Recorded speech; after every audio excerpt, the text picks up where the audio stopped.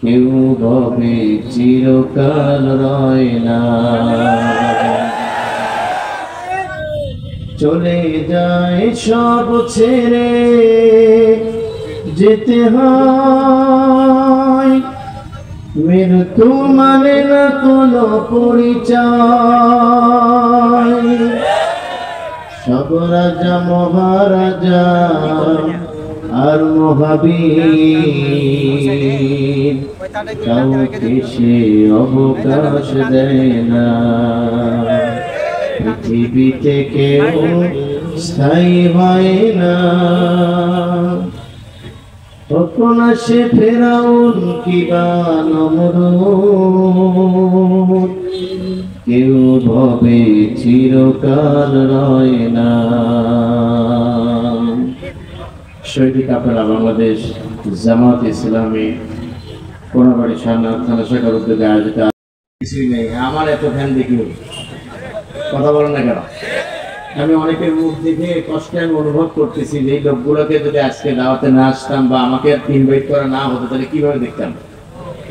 এটি আমার খুব চিন্তা হচ্ছে। মানে এখানে বসে বসে কিন্তু ভাবতেছি, আপনারা এই চিন্তা করেন না যে হয়তো বা উনি প্রধান মেহমান উনি হয়তো বা অন্যভাবে ভাবতেছেন, কিন্তু আসলে তা নয়। বরং আমি চিন্তিত যে এই সেই গাজীপুর যেখানে কোন এক সময় কোনাবাড়িতে আলেমরা ঘোরাঘুরি করলে জিজ্ঞাসা করতে হেলালি সাহেবকে দেখছেন, প্রশাসন জিজ্ঞাসা করতে।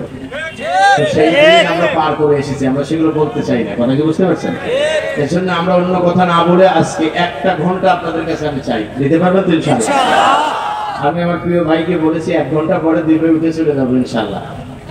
আমি প্লিজ আমি কথা বলে নেই, 1টা ঘন্টা আমরা কথা বলবো। আমি ঘড়ি দেখে আমি টাইম নিয়েছি 10টা 5 মিনিট, 11টা 5 মিনিটে। এই গরমে আপনাদের আর রাখবো না, আমি নিয়ে চলে যাবো। তবে আমাকে যে সাবজেক্ট দেওয়া হয়েছে এই সাবজেক্টটা দীর্ঘ সময় কথা বলার সাবজেক্ট। তবে আমি কেটে সেটা 10-12টা পয়েন্ট করেছি, যে পয়েন্টগুলো আপনাদেরকে কাজে লাগবে। অনেকে এমনও হবে যে কোনোদিন শোনেন নাই, আলহামদুলিল্লাহ। ভাই সব এই যে সুযোগটা আল্লাহ করে দিলেন তার প্রশংসা দরকার আছে না নাই? আমরা প্রশংসা করে পড়ছি আলহামদুলিল্লাহ। বলুন সবাই রব্বানা লাকাল হামদ হামদান কাসীরান তাইয়িবান মুবারাকান ফীহি। লক্ষ কোটি দরুদ এবং সালাম বর্ষিত হোক আমাদের একান্ত প্রিয় নবী, প্রাণ প্রিয় রাসূল সাইয়্যিদুল মুরসালিন রাহমাতাল লিল আলামিন খাতামান নাবিয়্যিন বিশ্ব নেতার প্রতি আমাদের গভীর শ্রদ্ধা এবং ভালোবাসা আমরা প্রাণ করে পড়ছি সাল্লাল্লাহু আলাইহি ওয়াসাল্লাম। বাংলাদেশ জামাত ইসলামী এবং ইসলামী ছাত্র শিবিরের অগণিত নেতা কর্মীকে জালেম স্বৈরাচারীর হাতে নির্যাতন এবং নিপীড়িত হতে হয়েছে। এমনকি বাংলাদেশ জামাত ইসলামের কেন্দ্রীয় আমির, ওই সময়ের সম্মানিত কেন্দ্রীয় আমির, বিশ্ব ইসলামী আন্দোলনের অন্যতম ব্যক্তিত্ব মাওলানা শহীদ মতিউর রহমান নিজামী রহমাতুল্লাহ আলাইহি, আপনারা হয়তো তাকে দেখেননি অনেকেই, কিন্তু আমার সৌভাগ্য হয়েছিল, আমি তখন স্টুডেন্ট, তখন তিনি 2টি মন্ত্রণালয়কে দায়িত্ব পালন করেছিলেন। একটি হলো শিল্প মন্ত্রণালয়, একটি কৃষি মন্ত্রণালয়। সেই সময় আমাদেরকে ওনাকে রিসিভ করার জন্য একটি বাগান পরিদর্শনের জন্য উনি কৃষি মন্ত্রণালয়ে থাকতে এসেছিলেন। সৌভাগ্য হয়েছিল আমার মতো গুণাগার তার পাশে থেকে তার হাতটা ধরতে। আর সবচেয়ে মজার ব্যাপার হলো তার গ্রামের বাড়ি মোহাম্মদপুর সাথিয়াতে। সেই মোহাম্মদপুরের যুব সমাজের 3 বছর আমি একটানা কোরআনের তাফসীর করেছি প্রধান মেহমান হিসেবে। আমি সেখানে সব বইতে স্বাক্ষরের সময় এলাকার মানুষ, আওয়ামী লীগের নেতারা আমাকে বলেছিলেন, হুজুর যতক্ষণ পর্যন্ত সাথিয়া থেকে এসে প্রশাসন আপনার গলা টিপে না ধরবে এতক্ষণ পর্যন্ত হৃদয় ভরে প্রাণ ভরে আমাদের প্রিয় নেতার জন্য আল্লাহর কাছে দোয়া করেন। এত ভালো মানুষ আমাদের চোখে কোনোদিন আমরা দেখিনি। ভাই সব আবেগ আপনাদের আছে, আমারও আছে। আমি সেই আবেগকে কন্ট্রোল করে কথা বলতে চাই, আল্লাহ যেন সুযোগ দেন, বলেন আমিন। কিন্তু আজকে সেই শহীদি কাফেলার এক শ্রেণীর অমাবস্যার কালো রাত আমরা দেখতে পাচ্ছি। সেই কালো রাত থেকে আপনারা জানেন, আপনারা অতটা বুঝতে পারবেন না। যারা বাংলাদেশ জামাত ইসলামীর বিগত 15 বছরে যারা নাম তো দূরের কথা, যারা ষড়যন্ত্র করে কেউ নাম নিতে না পারে, এই ষড়যন্ত্রে যারা লিড দিয়েছে, এরাই আজকে জামাতের আগের ভূমিকায় তারা থাকতে চায়। এখন আপনারা বুঝতে পারেন নাই, আমার এই পর্যায়ে গেলে আপনি বুঝতে পারতেন।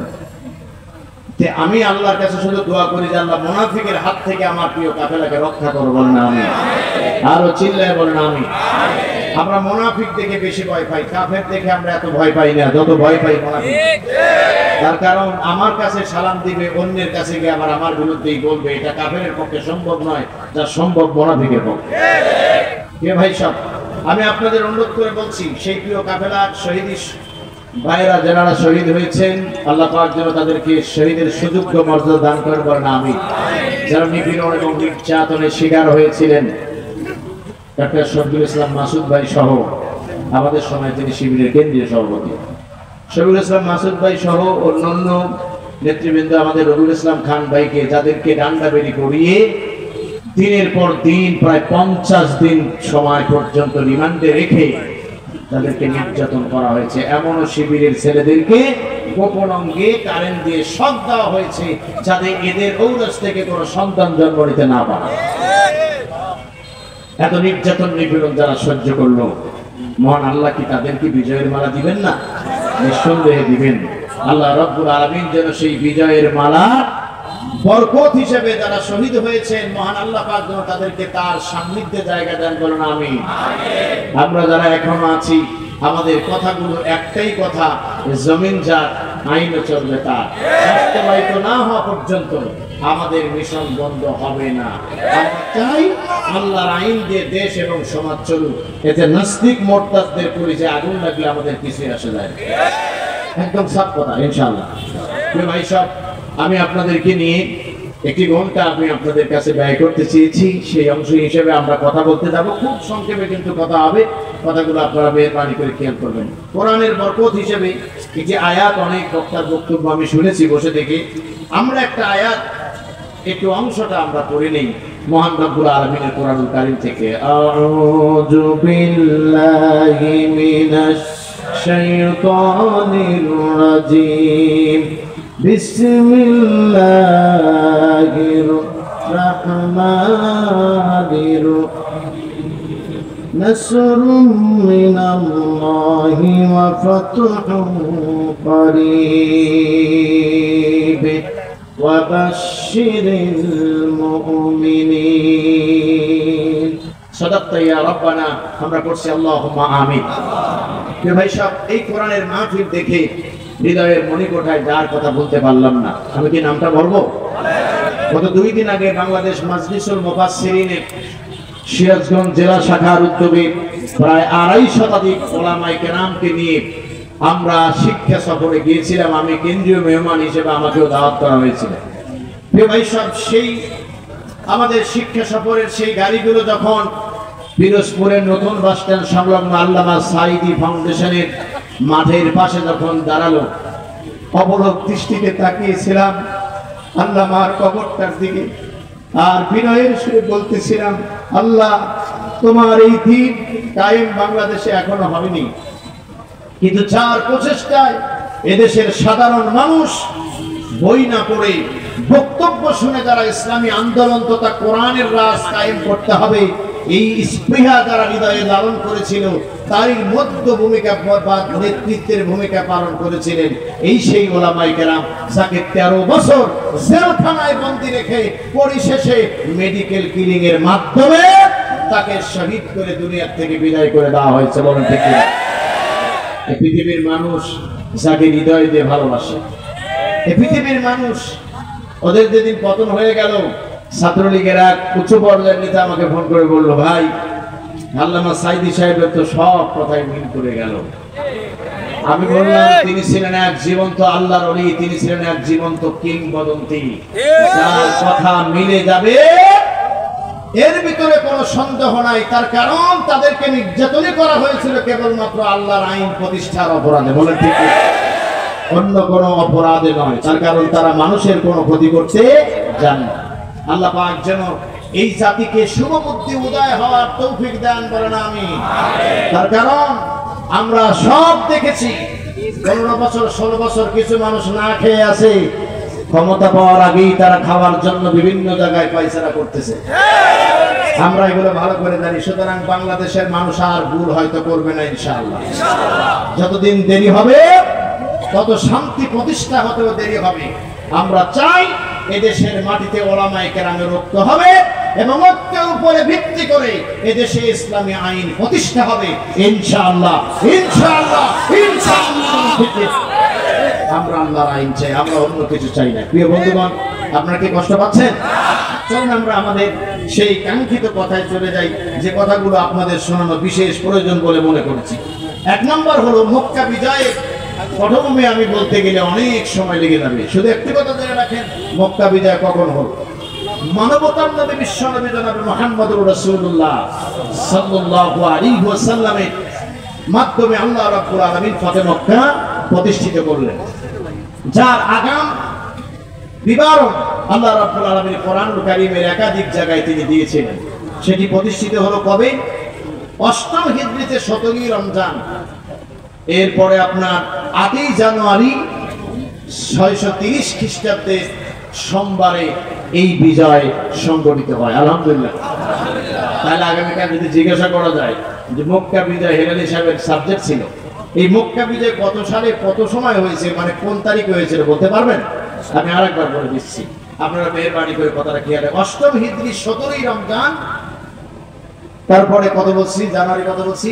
৮ই জানুয়ারি ৬৩০ খ্রিস্টাব্দে সোমবারে ঐতিহাসিক মক্কা বিজয় সংগঠিত হয়, যেখানে মানবতার নবী তিনি বীরের বেশে তার কিছুদিন পূর্বে যাকে রাত্রের অন্ধকারে কাফেরদের অত্যাচার নিপীড়ন সহ্য করে ফিরে আসতে হলো, তিনি আজকে ১ নয় ২ নয় ১০,০০০ সশস্ত্র সাহাবীকে নিয়ে ১০,০০০ সাহাবীর হাতে ১০,০০০ তরবারি। বলেন আল্লাহু আকবার।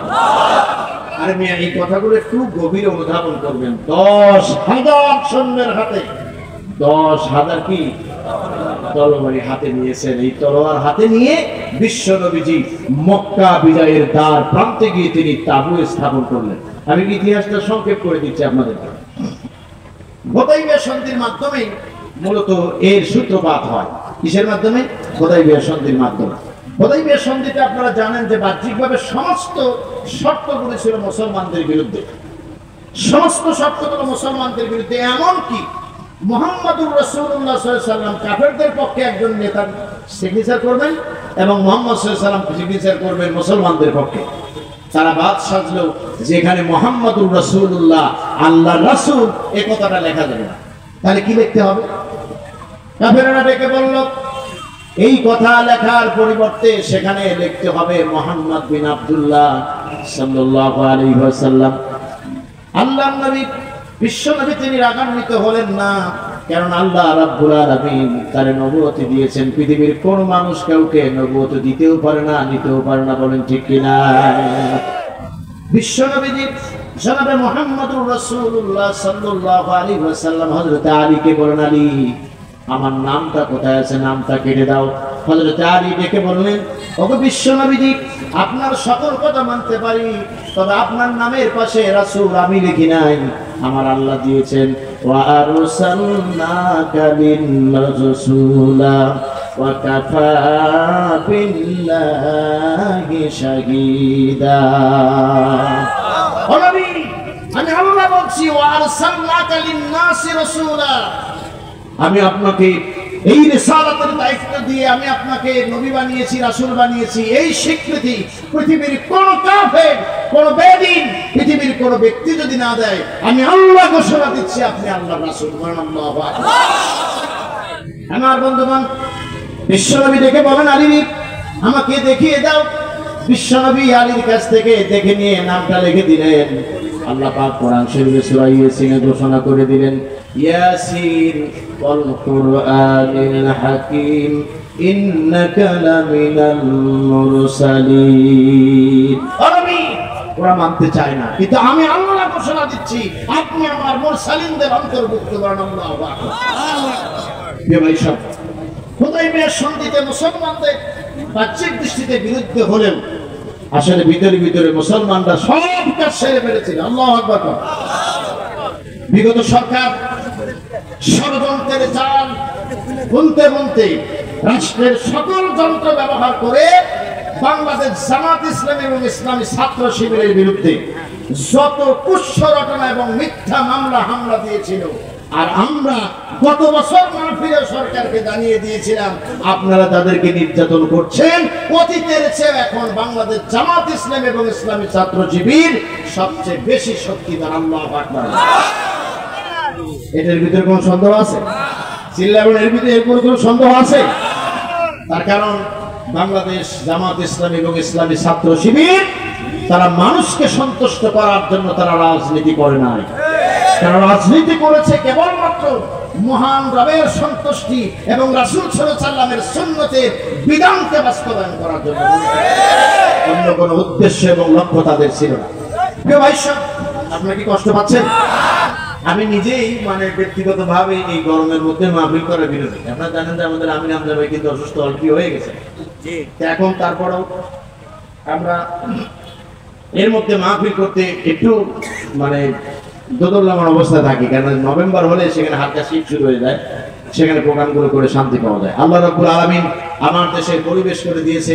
এখন বাংলাদেশ ইসলামী ছাত্র শিবির এবং জামাত ইসলামের উদ্যোগে এদেশের মাটিতে শুধুমাত্র সিরাত মাহফিল নয়, কোরআনের আইন প্রতিষ্ঠা কেমনে হয় তার নীল নকশা বাস্তবে তারা হবে। যত বাধা আসবে আমরা মেনে নিব না কোনো বাধা, যতক্ষণ না পর্যন্ত আল্লাহর আইন প্রতিষ্ঠা না হবে। ইনশাআল্লাহ আপনারা আমার সঙ্গে একমত কিনা? আপনারা একমত কিনা? আল্লাহ কবুল করেন, বলেন আমিন। স্লোগান দিয়ে সময় নষ্ট কেউ করবেন না, দরকার নেই। আমরা মূল কথা বলতে চাই। আমার বন্ধুগণ, 3 নম্বর পয়েন্ট হলো মানবতার নবী যখন মক্কা নগরে যাবেন 16ই রমজান। কত রমজান? বিজয় হলো কত রমজানে? 17ই রমজানে বিজয় হলো। 16ই রমজানে মানবতার নবী মক্কার কাছাকাছি এলাকায় গিয়ে একটা তাঁবু টানালেন। কি টানলেন? তাঁবু গাড়লেন। তাঁবু গেড়ে সৈন্যদেরকে আগের রাত্রেই নবীজি আমার বর্ণনা করে শোনালেন, তোমরা আগামীকাল 4 দলে বিভক্ত হয়ে মক্কা নগরে দখলের জন্য তোমরা রওনা দিবে। কয় দলে? আরো জোরে। 4 দলের 4 জন নেতা বানায় দিলেন। 1 নম্বর নেতা হলো প্রথম দল, যিনি নেতৃত্ব দিবেন তিনি হলেন হযরত জুবায়ের রাদিয়াল্লাহু তাআলা আনহু। দ্বিতীয় নম্বর যিনি নেতৃত্ব দিবেন তার নাম হলো হযরত আবু উবাইদা রাদিয়াল্লাহু তাআলা আনহু। 3 নম্বর যিনি নেতৃত্ব দিবেন সাদ বিন উবাইদা। আর 4র্থ নম্বরে যিনি নেতৃত্ব দিবেন আল্লাহর পক্ষ থেকে যিনি সাইফুল্লাহ পদবি পেয়েছেন, যিনি হলেন খালিদ বিন ওয়ালিদ। জোরে বলেন সুবহানাল্লাহ। বিশ্বনবী খালিদ বিন ওয়ালিদকে স্পেশাল একটা কথা বললেন। আমি কি বলবো? তিনি বললেন, খালিদ বিন ওয়ালিদ, আগামী কাল তোমার যে কাজ হবে 4টা গ্রুপে বিভক্ত হয়ে তুমি তো অর্থাৎ ভিতরে ঢোকার চেষ্টা করবে। সেই ঢোকার সময় তুমি তো বীর যোদ্ধা, তোমার ভিতরে অতীতের আক্রমণ এবং কুরাইশদের আচার আচরণের রীতিনীতি তোমার মনে পড়ে যাবে। হৃদয় স্পটে মহানবী সাল্লাল্লাহু আলাইহি ওয়াসাল্লামকে এদেশ থেকে বিতাড়িত করার ষড়যন্ত্রের নীল নকশাকেরা কিভাবে করেছিল তোমার চোখের সামনে ভেসে উঠবে। কিন্তু তোমার প্রতি স্পেশাল আমার নির্দেশ হলো, তুমি পিছন সাইড থেকে, মক্কার পিছন সাইড থেকে তুমি আক্রমণ করবে। সুবহানাল্লাহ। তবে যাই কিছু করো কাউকে মারিও না। সুবহানাল্লাহ।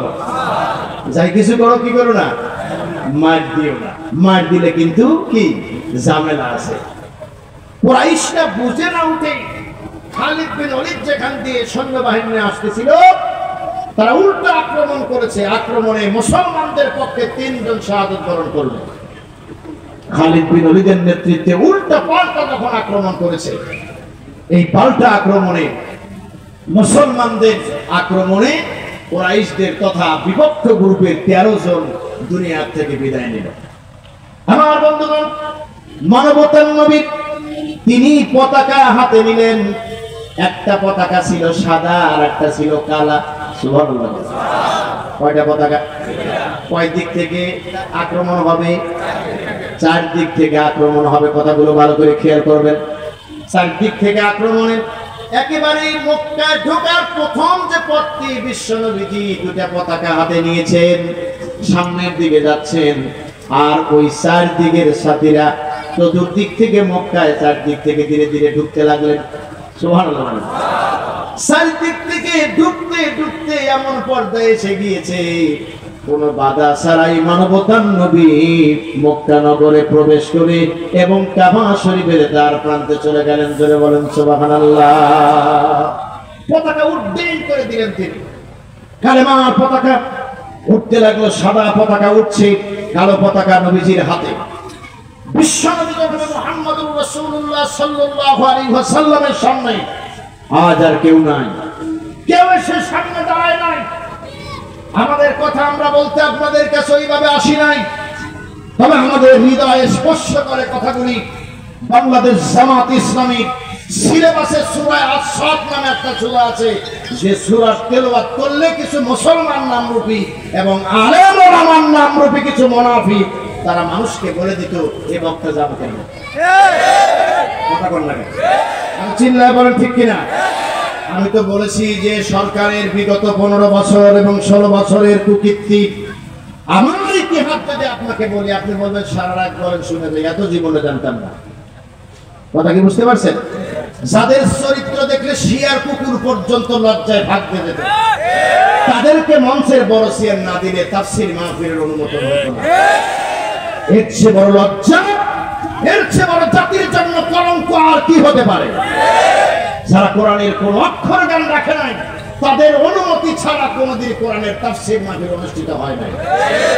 একটু আগে যখন এই টোকেন দিচ্ছিলেন আমাকে, আপনাদের তখনই বলতে চাইলাম, টোকেনের কথা আমার মনে পড়ে গেল। সর্বনাশ, নাহমাদুহু বলতে পারিনি। এই কত মাহফিলে যে টোকেন দিয়ে বলছে হুজুর, পুলিশের গাড়ি এসে দাঁড়াইছে, একটু কথাটা দেখে শুনে বলে।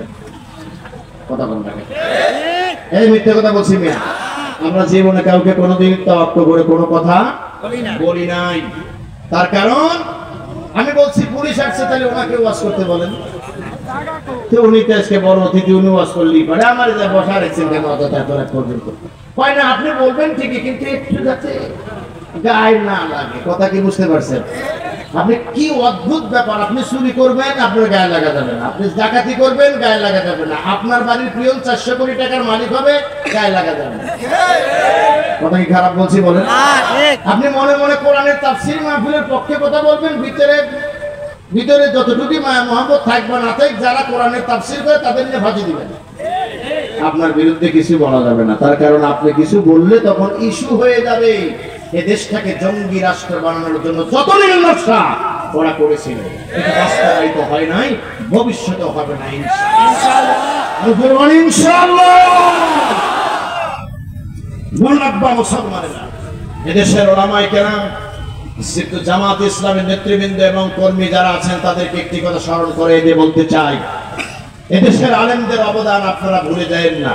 তার কারণ যে কোরআনের দাস আপনি লুকিয়ে থেকে ঘরের মধ্যে দিতে হয়েছে, সেই কোরআনের দাস ওদের টাকা দিয়ে ওদের মঞ্চ তৈরি করে ওলামায়ে কেরাম রাতের অন্ধকারে রাত 12টার সময় মঞ্চ থেকে নেবে, কোথায় যাবে, কে মেরে ফেলবে, এ তো ব্যাখ্যা করে নাই। কিন্তু তারা বলেছে আনাকিমুদ্দিন, দিন কায়েম করতে হবে। বল ওলামায়ে কেরাম তাদের জীবনে চিন্তা করে নাই। সুতরাং তাদের বিষয়টা অবমূল্যায়ন করা মানে নিজেদের জন্য বড় ক্ষতির দিক। বলেন ঠিক কি? আমার ভাইরা, আপনাদের কি কষ্ট হচ্ছে? নবীজি এখন কোথায় আছেন? কথা বলেন, কোথায় আছেন? হাতে কি আছে? আপনারা কি চান যে আমরা কালেমার পতাকা উড্ডীন করব? আপনারা কি চান আমরা কালেমার পতাকা উড্ডীন করব? শহীদ আল্লামা দেলোয়ার হোসেন সাঈদী রহমাতুল্লাহ আলাইহি প্রশ্ন করা হয়েছিল, বিদেশের মাটিতে অদূর ভবিষ্যতে যদি বিশ্বের কোন দেশ ইসলামী পরিপূর্ণ বিধান বাস্তবায়নের জন্য মাথা তুলে দাঁড়ায়, সেই দেশটার নাম কি একটু বলবেন? উনি বলেছিলেন সেই দেশটা অন্য কোন দেশ নয়, সেই দেশটা হলো আমার মাতৃভূমি বাংলাদেশ। যে কোনো সময় বাংলাদেশের মাটিতে কালেমার পতাকা উড্ডীন হবে হবে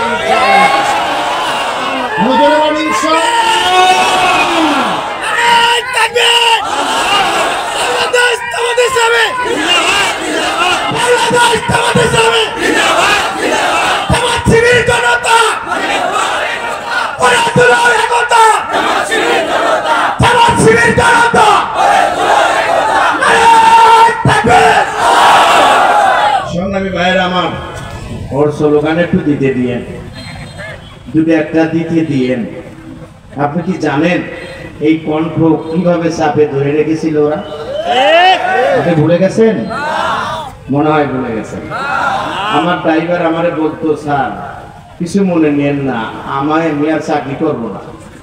তাহলে কেন চাকরি করবি না? তোর পরিবার, তোর যত রিস্ক আছে আমি গ্রহণ করলাম। কয় না, কারণ অন্যটা। বলে কি হলো, আপনারা যখন উঠাই দিই যতক্ষণ না নামেন এতক্ষণ চিনতে কি যে বলে ফেলেন আপনি, আর কখন যে আমার সব বাড়ি আরম্ভ করে। কথা কি বুঝতে পারছেন? সত্যি সত্যি ওর কপালেই জেলের বাদ দিত। সত্যি সত্যি আমার এই সিরাজগঞ্জ শহর থেকে রেট দিল, চতুর্দিকে আটকাই দিয়ে আমার গাড়ি সহ সহ নিয়ে গেল থানায়। তা আমি বললাম তুই চিনতে করিস না, তুই যা, আমি দেখতেছি বিষয়টা কি করা যায়। শেষ পর্যন্ত উড়ে ছেড়ে দিয়া গাড়িকে 14 দিন পর্যন্ত জেলে আটকায় রাখলো। সুবহানাল্লাহ বিহামদিহি। আপনারা সকলেই ইমান আল্লাহুম্মা আমিন। তা তো বলবেনই, তার কারণে আমাদের বুবুজান এখন তো দেশে কোথায় গেছে?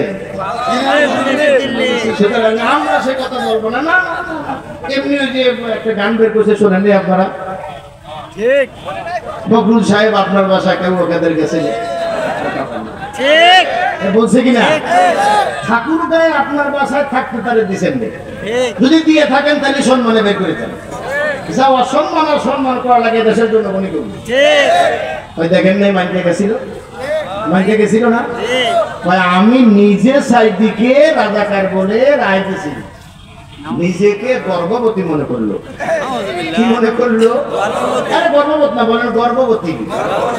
ওনারা ওনাদের নেতাদের মুখ দিয়ে কিন্তু বের হয়েছে আগামীকাল ঈদুল আজহার জানাজার নামাজ। যদি এত তাড়াতাড়ি ইতিহাস ভুলে যান তাহলে তো বিপদ। এগুলো তো আমরা কি বলছি, ওনাদের কথাই আপনাদেরকে রিলি করে শোনাচ্ছি। আগামীকাল ঈদুল আজহার নামাজের জানাজা। আসি শয়তান আশ্চর্য বলে, তোদের উপরে খেলাপতি কে দিছে? ও তো আমার মুরিদ না। আমার বক্তব্যে মাঝে মধ্যে আমি একটা কথা বলতাম, যদিও লোকজন খুব মুখের তাকায় থাকতো, যেহেতু বিভিন্ন বামরা দেখছে। আমি বলছি যে আমাদের কিছু লোকের কর্মকাণ্ডে শয়তান মাঝে মধ্যে বলে, আমি আগে জানলে তোদের আমি মুরিদি করছি। তার কারণ তোর নেতাও বুঝিস না, আমার ডাঙ্গায় চলে গেছিস, আমিও তো বিরোধিতা করি। তোরা এত বড় এগিয়ে গেলি কিভাবে? ঠিক কিনা বল? আপনারা কি কষ্ট পাচ্ছেন? চিৎকার দিয়ে আল্লাহু আকবার বলেন তো। আমার বন্ধুগণ, এতটা বছর অত্যাচার, জুলুম, নির্যাতনের পরে কোরআনের পাখি এবং উলামায়ে কেরামের আওয়াজকে তারা স্তব্ধ করতে পারে? চিল্লাপান পারেছে? খালি কিছুদিন নির্বাচন পিছিয়ে যেতে দেন, আগামী সিজনে খেলা হবে মাহফিলের ময়দানে। সমস্ত উলামায়ে কেরাম, এদেশে ইসলামী আইন প্রতিষ্ঠার যত মন্ত্র আছে আমরা জীবনের বাজি রেখে আমরা বলে দেবো ইনশাআল্লাহ। ইনশাআল্লাহ বলেন। সে আলেমকে দেখবেন একজন আরেকজনের বিরুদ্ধে কথা বলে, ওরে যায় না, প্রয়োজনে একটু ওটা মিষ্টি কিনে দিবেন যে ভাই তুই বাড়িতেই থাক, তোর আর ময়দানে নামা দরকার নেই। তার কারণ তুই বহু কথা বলছিস, আর বলা দরকার নেই। ওই পাড়ার ইমামের বিরুদ্ধে তুই যতদিন বলছিস তোর সারা জীবনের আমল দিয়েও পরকালে নাজাত পাবি না। সুতরাং এগুলো বন্ধ কর, এগুলো বন্ধ। ঠিক কিনা বল? এখন আমরা চাই কোরআনের আইন। আল্লাহ মাফ করে দেন, বলেন আমিন। অনেক কথা বলার মতো সময় আমাদের হয়তো হবে না। তাহলে মদ নবীজি এখন কোথায় আছেন? ঢুকে পড়েছেন। কেউ বাধা দিয়েছে? আজকে 16 বছর পরে আমাদেরও কেউ বাধা দিতে। আমাদের জেলা আমির বললেন যে সেনাবাহিনীর ভাইরা আমাদেরকে নিয়ে বসে, বিএনপির ভাইদেরকে নিয়ে বসে, অন্য দলের ভাই বোনদেরকে নিয়ে বসে শুধু আমাদের দিকে তাকায়া বলে এই কাজ জামাত শিবির করা সম্ভব নয়, সুতরাং আপনারা অন্য দলের কর্মীদেরকে মানুষের বাড়ি আক্রমণ থেকে বাঁচান, এরা মানুষের জান মাল হেফাজত করে। শুনে আশ্চর্য হয়ে গেলাম। বলেন কি, যাদেরকে এতদিন খুঁজে খুঁজে বের করলো, আমার এসপি অফিসে নিয়ে বললো যে আপনার গায়ে গন্ধ আছে। আমার সাথে আমার বড় ভাই ছিল, বলো গন্ধ কি তুই কি জানিস? তোরে আটকায় রেখে সকল গোয়েন্দা বিভাগ যে রিপোর্ট নিয়ে দেখেছে তুই অন্য কিছু না, তুই জামাত ইসলামের একজন কর্মী। এই হলো তোর গায়ে গন্ধ আছে। সুতরাং সেই গন্ধ দূর করার জন্য তোকে পরামর্শ দিয়েছে। আমি বললাম এই গন্ধ তো দূর করার জন্য কুলিন্না সলাতি ওয়া নুসুকি ওয়া মাহইয়ায়া ওয়া মামাতি লিল্লাহি রাব্বিল আলামিন বলি নয়। আমি বলেছি এজন্য যতক্ষণ না পর্যন্ত আমার আল্লাহর হুকুম বাস্তবায়িত না হবে ততক্ষণ পর্যন্ত এই শপথ ভঙ্গ হবে না। ইনশাআল্লাহ বলেন।